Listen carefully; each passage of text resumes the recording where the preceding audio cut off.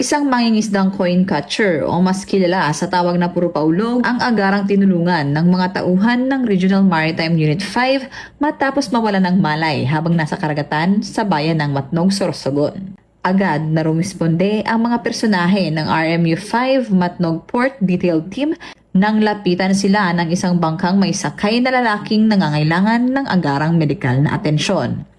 Kinilala ang biktima na si Eddie Boy Gabelo, 38 taong gulang, may asawa at residente ng Barangay Tabunan, Matnog, Sorsogon. Batay sa impormasyon, naghahanap umano si Gabelo ng 20 pesos na inihagis ng isang pasahero ng barko nang siya ay matinik ng isang lionfish o mas kilala bilang mamrok. Ang naturang isda ay may kamandag na maaaring magdulot ng matinding pananakit, pamamaga at iba pang sintomas tulad ng pagsusuka, bagamat bihira itong maging sanhi ng pagkamatay ng tao.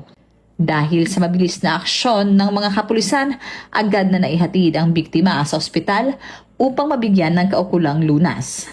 Habang po kami nagpapatrolya, mayroon po kami narinig na sumisigaw at humihingi ng tulong.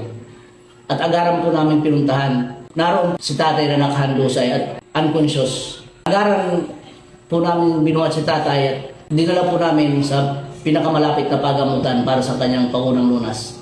Kami po sa PNP Maritime, handa po kaming tumukon anumang oras ang pangangailangan.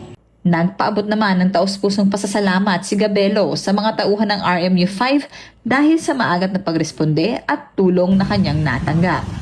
Muling pinatunayan ng Regional Maritime Unit 5 sa ilalim ng pamumuno ni Police Lieutenant Colonel Carl Omar H. Afiel ang dedikasyon sa paglilingkod sa mamamayan sa ilalim ng kanilang mantra na bagong PNP sa bagong Pilipinas, serbisyong tapat at nararamdaman. Mula dito sa Regional Maritime Unit 5, ako ang inyong PNN correspondent, Staff Sergeant Irene Hanitria Abad, alagad ng batas, tagataguyod ng Balitang Pulis.